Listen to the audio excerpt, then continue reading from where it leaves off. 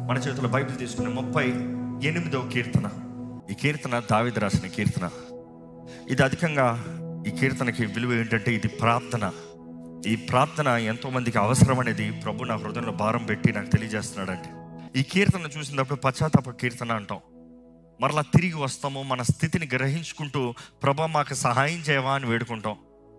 దేవుని వాక్యం చూసినప్పుడు పశ్చాత్తాపం పడకుండా దేవుని హస్తము మన పక్షాన ఉండదు. ఇన్ఫ్యాక్ట్ ఇక్కడ రాస్తూ చెప్తున్నాడు, ప్రభా నేను పడిన దానికి నన్ను చూసి నవ్వుతానికి చాలామంది రెడీగా ఉన్నారు. నా నాశనాన్ని ఆనందిస్తానికి చాలామంది సిద్ధంగా ఉన్నారు. నా జీవితంలో కలిగిన నష్టానికి నీడు పాడేయడరా, ఈడి జీవితం ఇలాగైందిరా, ఈడు బాగా అయింది అని మనం చూసి సంతోషపడేవారు ఉంటారంట. మిమ్మల్ని చూసి సంతోషపడేవారు ఉన్నారా? మీ నష్టాలను చూసి, మీ కష్టాలను చూసి, మీ జీవితంలో పొరపాట్లు. ఎప్పుడు దేవుడు దేవుడు దేవుడు అన్నావు, ఇప్పుడు ఏడు దేవుడు చూసి. మనందరి జీవితంలో కొన్ని పొరపాట్లు జరుగుతూ ఉంటాయి. మనందరి జీవితంలో కొన్నిసార్లు దేవుణ్ణి బాధ పట్టాలని చేయము. దావీదు పాపము దేవుని బాధపట్టాలని చేశాడా?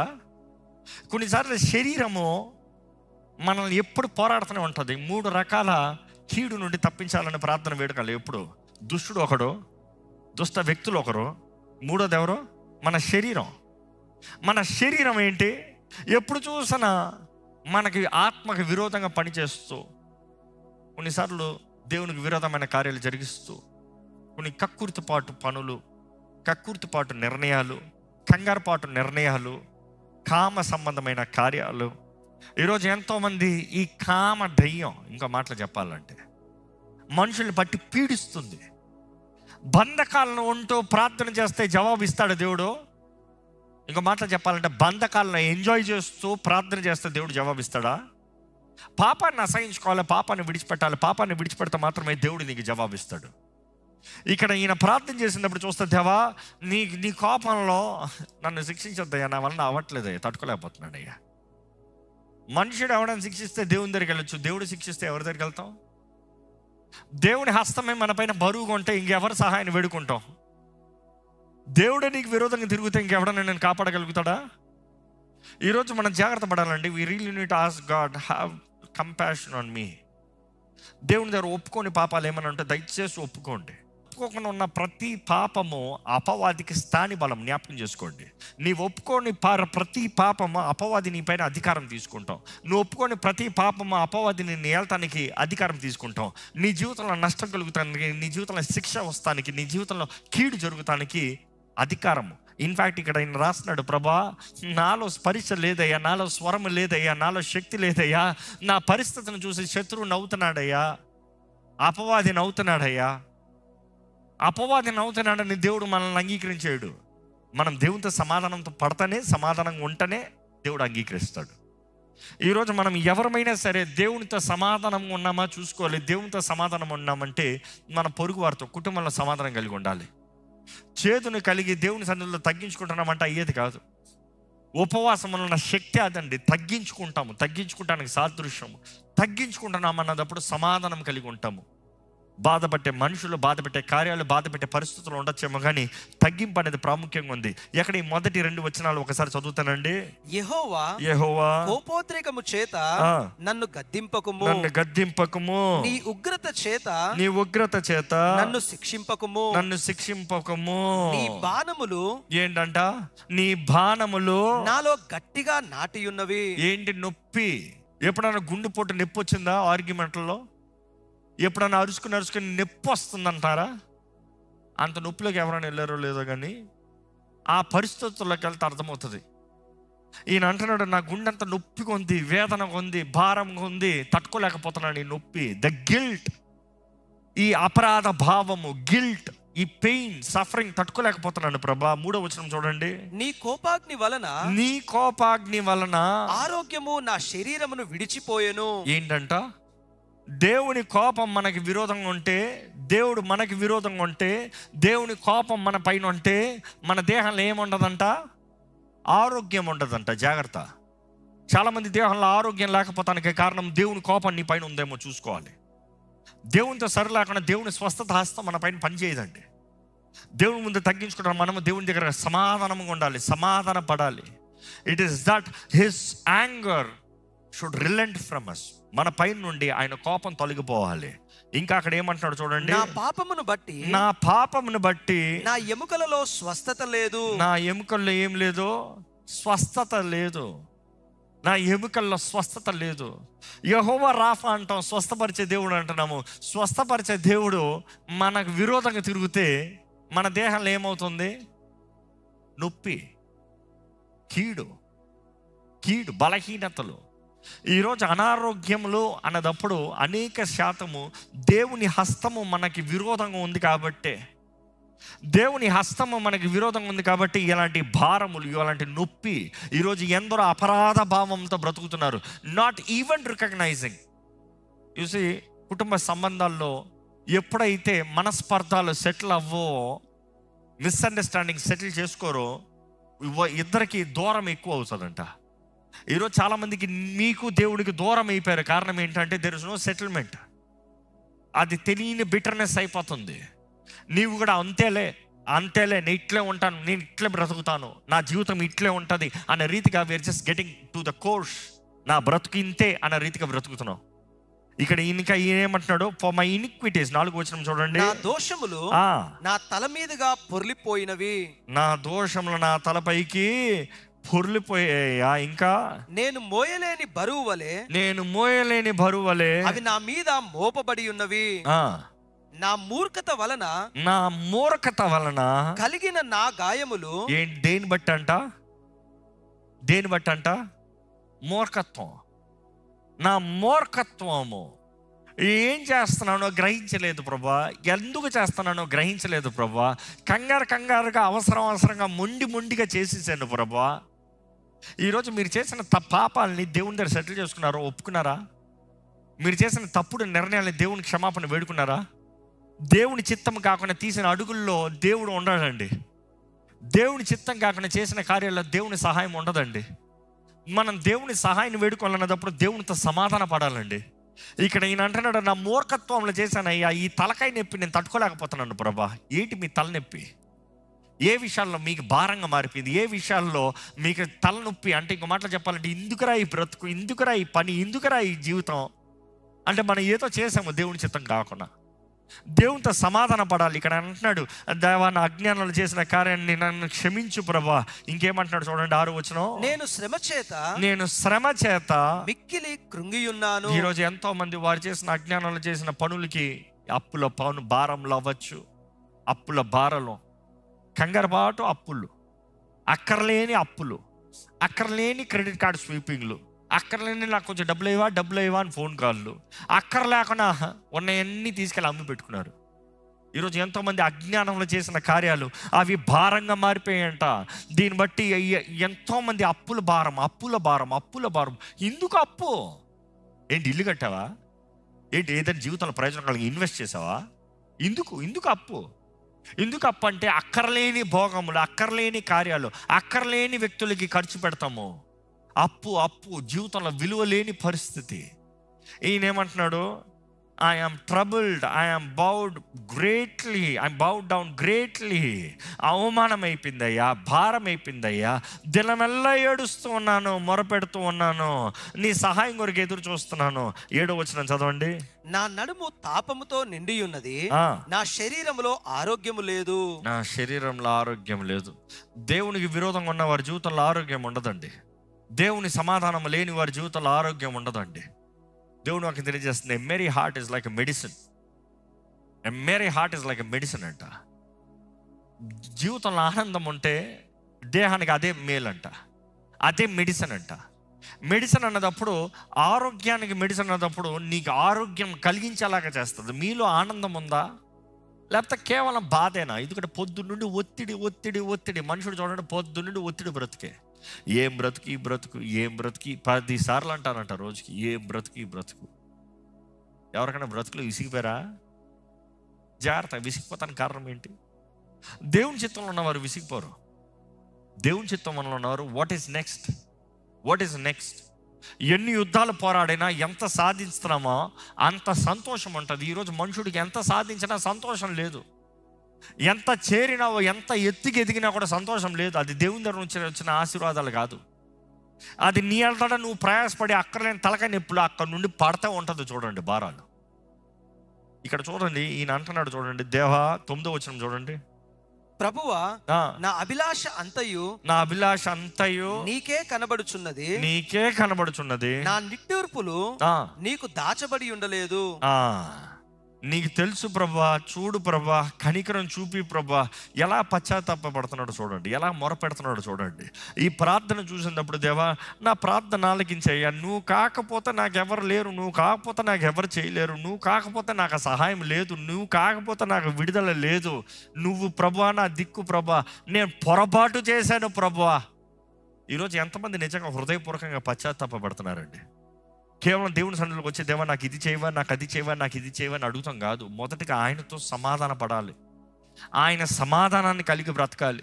మొదటిగా దేవునితో సమాధాన పడితే చాలు. బైబిల్ మొత్తంలో చూడొచ్చు, అనేక మంది భక్తులు ఎప్పుడైతే దేవునితో సమాధాన పడతారో వెంటనే దేవుడు వారి పక్షాన పోరాడతాం, వారి పక్షాన కార్యం జరిగిస్తాం, వారి జీవితంలో జయమిస్తాం. ఈరోజు మిమ్మల్ని అడుగుతున్నా, దేవునితో సమాధానం పడి ఉన్నారా? దేవునితో ఐక్యత పడి ఉన్నారా? దేవునికి మొదటి స్థానం ఇస్తున్నారా? ఒక మాట అడుగుతాను, దయచేసి తప్పుగా తీసుకోవద్దు, కొన్ని ప్రశ్నలు వేస్తాను. ఈరోజు పొద్దుట్లేసి దేవుని మొదటి స్థానంలో పెట్టారా? పొద్దుట్లేసి ప్రార్థన చేశారా? ఎంతసేపు చేశారు? That's a question to answer. దేవుడు మొదటి స్థానం అన్నప్పుడు, దేవునితో సమాధానం పడుతున్నాం అన్నప్పుడు, దేవునితో దగ్గర కలిసి ఉంటాం అన్నప్పుడు, ఏది దేవునితో సమయం? దేవునితో సమాధానం పడనోడు దేవునితో సమయం గడపడు. దేవుడే ముఖ్యం కాదనేవాడు దేవునితో సమయం గడపడు. దేవుడే ముఖ్యం అనేవాడు దేవునితో సమయం గడుపుతాడు. ఇదిగో నేను దేవునికి దగ్గరగా చేరాలంటే ఏం చేయాలి? ప్రార్థన చేయాలి, వాక్యం చదవాలి. దీనికి మించి వేరేం లేదు. ఫస్ట్ ఈ రెండు చేయండి. దేవుని సన్నిధికి దగ్గరగా చేరాలంటే, దేవునికి దగ్గరగా చేరాలంటే ప్రార్థన చేయండి. మీరు ప్రార్థన చేస్తాం, మీ హృదయాన్ని దేవుని దగ్గర తెలియజేస్తాం. వాక్యం చదువుతాం, దేవుని హృదయాన్ని మీరు తెలుసుకుంటాం. ఈ రెండు లూప్ కరెక్ట్గా ఉంటే కమ్యూనికేషన్ కరెక్ట్గా ఉంటుందండి. వాక్యం చదివారు ఈరోజు? చేతులెత్తండి చదివిన వారు. ఇక్కడ ఆలయంలో చదువుతాం కదా, ఇంట్లో చదివిన వారు. చూసి ఎంతోమంది ఉపవాసం ఉన్నాము, ఉపవాసం ఉన్నప్పుడు వాక్యం కూడా చదవలేదు. వాక్యం కూడా చదవకుండా వాట్సాప్ చదువుతాం, మనుషుల మాటలన్నీ చదువుతాం, మనుషుల ఒపీనియన్స్ అన్ని. We are ready to hear everybody out but not God. మనుషులందరిని వినటానికి సిద్ధంగా ఉన్నాము, దేవుని వినటానికి సిద్ధంగా లేము. దేవుని సమాధానం ఎలాగ ఉంటుంది మనకి? దేవుని హస్తం మన విరోధంగా ఉంటుంది, కానీ దేవుని హస్తం మన పక్షాన ఉండదు. దేవుడు కావాలంటూ ఇక్కడికి వచ్చిన వారు వాక్యము చదవండి, దయచేసి వాక్యము చదవండి. Make it a discipline that you would read the word of God. Put God first. ఎంతో భారంగా ఉంది వాక్యము కూడా చదవకుండా. హార్డ్లీ 15 minutes 3 అధ్యాయాలు ముగించవచ్చు. 15 minutes వాక్యం చదువుతానికి లేదా? సార్ 15 minutes ఒక్క అధ్యాయమే చదవండి. ఆ ఒక్క అధ్యాయంలో ప్రభు ఏం మాట్లాడుతున్నాడని నేర్చుకోండి. దేవుడి సన్నిధిలో ఆయన హృదయాన్ని తెలుసుకుని ఆయన హృదయం తగినట్టుగా జీవించాలి కదా. ఆల్రెడీ వారాలు వింటూ వస్తున్నాము. దివారాత్రములు యెహోవా ధర్మశాస్త్రములు ధ్యానించువాడు ధన్యులుగా ఉండాలని ఆశ ఉందా లేదా? You are not ready to take a step. చూసి ఈరోజు ప్రపంచం ఎలాగైపోతుందంటే, కావాల్సినంత ఇన్స్పిరేషన్, జీరో యాక్షన్. ఒక్క అడుగు తీయడంట, ఇన్స్పిరేషన్ మాత్రం కావాల్సినంత తీసుకుంటాడంట. పొద్దుట లేచి అంటాడు, పొద్దుట లేస్తాను కదా దేవుని చేస్తానికి. రేపు నుండి అది సాతాను పాట, జాగ్రత్త. రేపు నీది కాదు, ఈ రోజు నీకు అవ్వబడిన అవకాశం, ఈ తరుణము ఇప్పుడు అవ్వబడిన సమయం, నీకు అవ్వబడిన తరుణము, నీకు అవ్వబడిన దీవెన. The grace is this hour that you have. ఇదే అనుకూలమైన సమయము, ఇదే రక్షణ దినము. ఈ సమయమే నీ చేతుల్లో ఉంది. This is the hour, this is the moment that you have.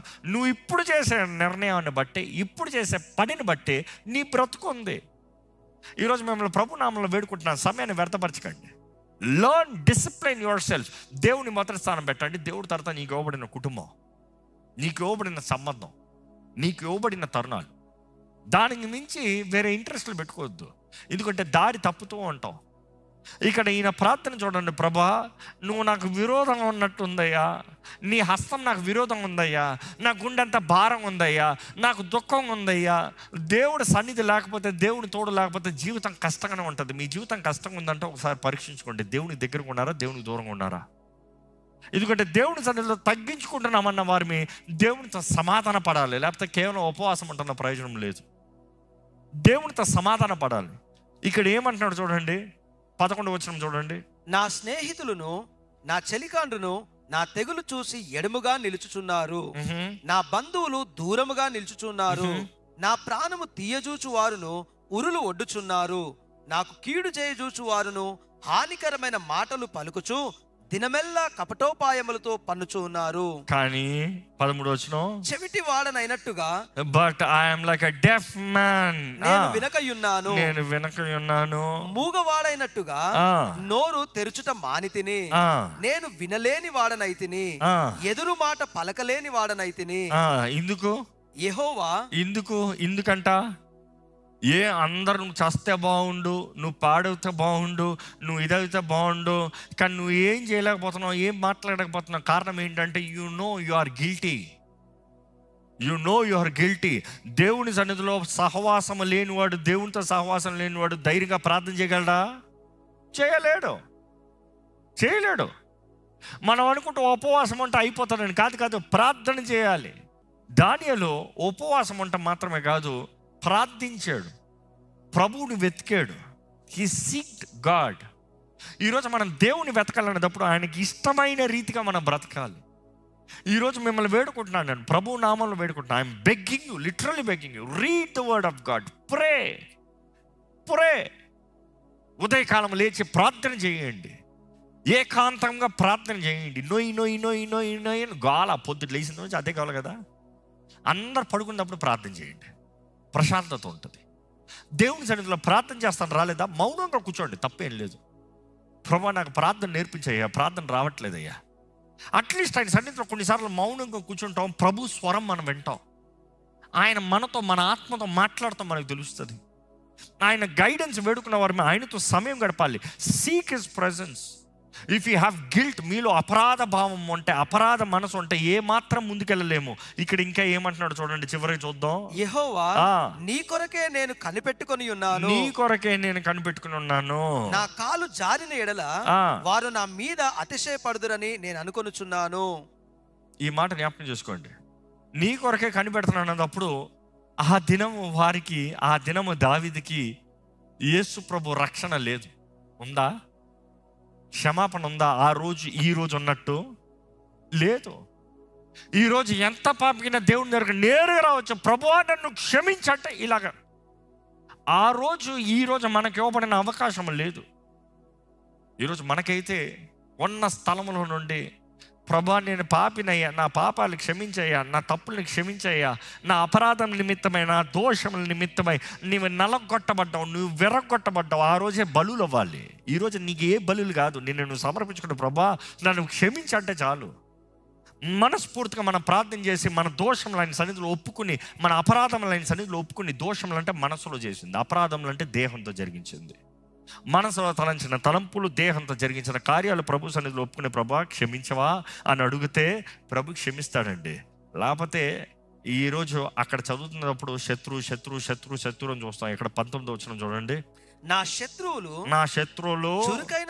చురుకైన వారును బలవంతులై ఉన్నారు. ఎవరా శత్రువులు?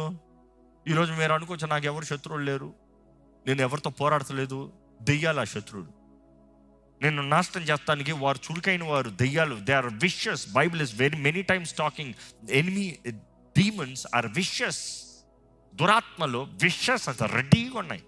ఇక్కడ చూస్తే ఎలా ఉంది, విగోరస్ అని ఉంది. మై ఎనిమీస్ ఆర్ విగోరస్, ఆర్ రెడీగా ఉన్నారు మీద పడటానికి, నన్ను దోచుకుంటానికి వాళ్ళు రెడీగా ఉన్నారు.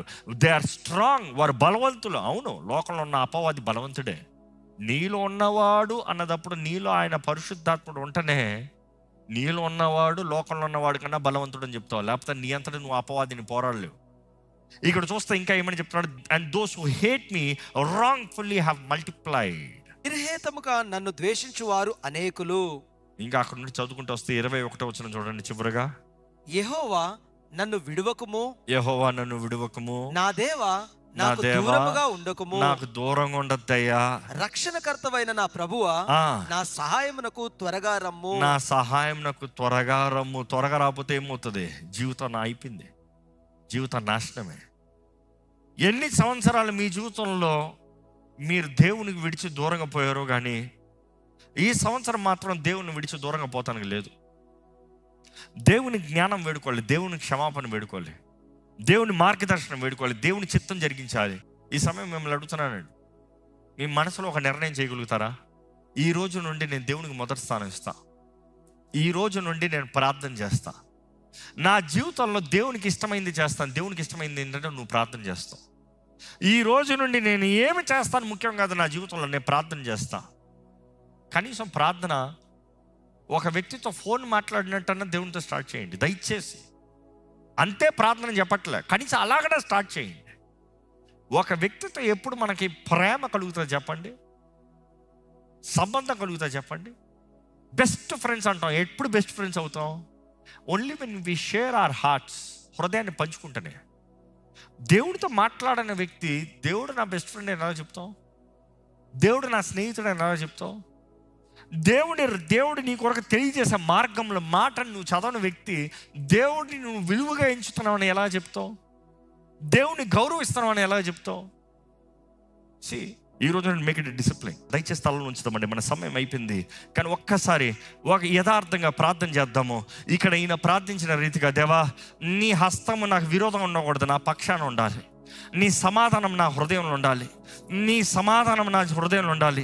నిన్ను బాధ పెట్టిన మాటలు, కార్యాలు, క్రియలు, తలంపులు, వీటన్నిటి నుండి నన్ను క్షమించు ప్రభా. నా హృదయంలో నెమ్మది దయచేయి, తేలిక దయచేయి, రక్షణ ఆనందాన్ని దయచేయి, సోమర్థనం నుండి విడుదల దయచేయి ప్రభా. ఆశపడుతున్నానయ్యా, నీ సన్నిధి కొరకు ఆశపడుతున్నానయ్యా, నీతో సహవాసం కొరకు ఆశపడుతున్నాను ప్రభా. దేవా నీవు నేను కలిసి ఉండాలని ఆశపడుతున్నానయ్యా. నా ప్రార్థన నువ్వు ఆలకించాలని ఆశపడుతున్నానయ్యా. నీ చిత్తము జరిగించాలని ఆశపడుతున్నానయ్యా. నీ చిత్తము తెలుసుకోవాలని ఆశపడుతున్నానయ్యా. నాతో మాట్లాడు ప్రభా. పరిశుద్ధాత్ముడు మనతో మాట్లాడినప్పుడు మనల్ని ఒప్పింపజేస్తాడండి. అపవాది అయితే మన మీద నేరాలు మోపుతాడండి. ఈరోజు మీలో కన్విక్షన్ జరుగుతుందంటే ఇట్స్ హోలీ స్పిరిట్ వర్కింగ్. ఈరోజు దేవుడు కృపనిచ్చాడు అన్నప్పుడు కృపను దుర్వినియోగం చేస్తాం కాదు. At the same time you have to make your efforts. నీ ఎఫర్ట్స్ ద్వారా నీకు రక్షణ కలగల, కృప ద్వారా రక్షణ అనుగ్రహించబడింది. కానీ కృపను పొందుకున్న నీవు నీ ఎఫర్ట్స్ ద్వారా క్రియలు లేని విశ్వాసం వ్యర్థము కదా. నీవు దేవుని నమ్మినట్లయితే దేవుని మార్గంలో నడవాల్సిన ఎఫర్ట్ నువ్వు తీయాలి. You have to take the effort to stay close. దేవునికి దగ్గరగా చేరతానికి నువ్వు అడుగు తీయాలి. దేవునికి దగ్గరగా చేరతానికి, ఆయన మార్గంలోకి వెళ్తానికి నువ్వు అడుగు తీయాలి. నీవు కోరి you have to make the intention. దేవా నీకు మొదటి స్థానం ఇస్తానయ్యా, నిన్ను ఘనపరుస్తాను ప్రభా, నిన్ను మహిమపరుస్తాను ప్రభా. నీ చిత్తము నా జీవితంలో జరిగించయ్యా. నా జీవితంలో కావాల్సిన క్రమశిక్షణ కలిగి ఉంటానయ్యా. నీ వాక్యము చెప్పిన రీతిగా బ్రతుకుతానయ్యా. నిన్ను మొదటి స్థానంలో పెట్టి నీ వాక్యము చదువుతూ, నీతో మాట్లాడుతూ, నీ స్వరంను వినాలని ఆశతో జీవిస్తానయ్యా. నన్ను బలపరచు ప్రభా, నన్ను బలపరచయ్యా.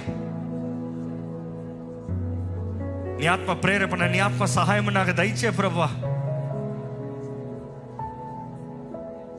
నీ ఆత్మ పిలుపుకి లోబడతానయ్యా. పరిశుద్ధాత్మ దేవా నీ సహాయాన్ని వేడుకుంటున్నానయ్యా, నీ సన్నిధి వేడుకుంటున్నానయ్యా, నీ తాకుదలని వేడుకుంటున్నానయ్యా. నన్ను బలపరచు ప్రభా. ఈ సమయంలో దేవుని సన్నిధిలో మోకరించి, ప్రభా నా జీవితంలో నీ సమాధానము దయచేయ్యా, నన్ను క్షమించయ్యా, నా పొరపాటులు క్షమించయ్యా, నా లోపాలని క్షమించయ్యా, నా తప్పుల్ని క్షమించు ప్రభా.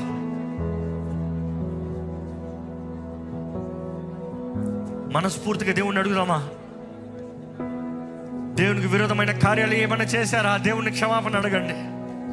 దేవునికి మొదటి స్థానం అవ్వకుండా బ్రతికారా? దేవుని క్షమాపణ అడగండి. దేవునితో ఒక మాట చెప్పండి, దేవా ఈ రోజు నుండి నేను ప్రయత్నం చేస్తానయ్యా, ఈ రోజు నుండి నన్ను నేను మలుచుకుంటానయ్యా, ఈ రోజు నుండి నన్ను నేను సరిదిద్దుకుంటాను ప్రభా. ఈ సంవత్సరం నీతో బ్రతకాలని ఆశపడుతున్నాను, ఈ సంవత్సరం నీతో జీవించాలని ఆశపడుతున్నాను. This year I'll make a commitment, Lord. నీ వాక్యం ఎరిగిన జీవితము, నీతో సహవాసం కలిగిన జీవితము, నిన్ను ఘనపరిచే జీవితము నేను కలిగి బ్రతుకుతానయ్యా. నాకు ప్రార్థన చేస్తాను నేర్పించు, ఎలాగో ప్రార్థన చేయాలో నాకు నేర్పించు ప్రభా. నీ ఆత్మ ద్వారా నన్ను ప్రేరేపించు ప్రభా. దేవుడు వాక్యం తెలియజేస్తుందంటే మనం నోరు విప్పితే దేవుడు నింపుతాడంట. మనం నోరు తెరిచి ప్రార్థన చేస్తాను నేర్చుకోవాలి. చివరికి చెప్తామండి, దేవా నేను ప్రేమిస్తానయ్యా, ఏదేమైనా నేను ప్రేమిస్తానయ్యా, నీ సన్నిధిని కోరుతానయ్యా, నీతో సహవాసం కలిగి ఉంటానయ్యా, నిన్ను గణపరుస్తాను ప్రభా, నిన్ను విడిచిపెట్టనయ్యా, నీ కొరకు నమ్మకంగా జీవిస్తానయ్యా, నిన్నే ప్రేమిస్తానయ్యా. దేవుణ్ణి చెప్తామండి, మనస్ఫూర్తిగా చెప్తాం. దేవా నిన్ను ప్రేమిస్తున్నాను ప్రభా, నిన్ను ప్రేమిస్తున్నాను ప్రభా. ఎక్కడ హృదయపూర్వకంగా చెప్తామా, నిన్ను ప్రేమిస్తున్నాను ప్రభా. పరిశుద్ధ ప్రేమ తండ్రి, ఇదిగో ప్రభా నీ సన్నిధికి వచ్చున్నాం ప్రభా. నీ సమాధానము, నీ సంతోషము, నీతో ఐక్యపరచబడే జీవితాన్ని వేడుకొచ్చున్నాం ప్రభా. నీతో జతపరచబడిన జీవితాన్ని వేడుకొచ్చున్నాం ప్రభా. నీ సాక్షులుగా జీవించాలని ఆశపడుచున్నాం ప్రభా. నీ చిత్తము మా జీవితంలో జరగాలని ఆశపడుచున్నామయ్యా. నీ మార్గదర్శనం కొరకు వేడుకుంటున్నాం ప్రభా. నీవు అన్ని విషయాలు మమ్మల్ని నడిపించాలని కోరుచున్నాము ప్రభా. ఇక్కడ ఈ రోజు నీ సన్నిధిలో చేరిన ప్రతి ఒక్కరిని బలపరచమని వేడుకుంటున్నాను ప్రభా. ఈ రోజు నుండి వారు చేసిన నిర్ణయాలు నీ సన్నిధిలో ప్రార్థించేవారుగా, నీ వాక్యము చదివి నీ దగ్గరగా చేరి నీ హృదయాన్ని గ్రహించుకుని నీ హృదయానుసారంగా జీవించేవారికి ఇక్కడ ఉన్న ప్రతి ఒక్కరిని చేయమని వేడుకుంటున్నానయ్యా. దేవా ప్రతి జీవితము కట్టబడాలి, నాటబడాలి, నీలో నాటబడాలి, నీ వాక్యములో నాటబడాలి, నీ వాక్యముకు తగినట్టుగా జీవించాలి. వారు మొర పెడితే నువ్వు మొరను ఆలకించాలి ప్రభా. మొరను ఆలకించే దేవుడు నువ్వు, మొరను ఆలకించు ప్రభా. ఇక్కడ ప్రతి ఒక్కరు మొరను ఆలకించాయా. నీతో సమాధానం కలిగి ఉంటాము. ఎంత ఘనమైన జీవితమో ఇక్కడ ఉన్న ప్రతి ఒక్కరు తెలుసుకోవాలయ్యా. దేవా ఈరోజు మేము నేర్చుకున్నంత ఒకటే, నీతో సమాధాన పడి నీకు దగ్గరగా ఉండి దేవా నీ మా మొరని నువ్వు ఆలకించాలని, మాకు నువ్వు జవాబును అనుగ్రహించాలని వేడుకుంటున్నాగా. దేవా ఇదిగోనయ్యా, ఇక్కడ ప్రార్థించి నిన్ను ఆరాధించి ఇక్కడ నుండి తిరిగి వెళ్తున్న ప్రతి ఒక్కరు తోడు నీవే ఉండి నడిపించి నీ బలమైన నీ పరిశుద్ధాత్మ కార్యములు మా మధ్య జరిగించమని నజరేయుడైన యేసు నామములో అడిగివచ్చున్నాం తండ్రి. ఆమేన్, ఆమేన్, ఆమేన్. దైవం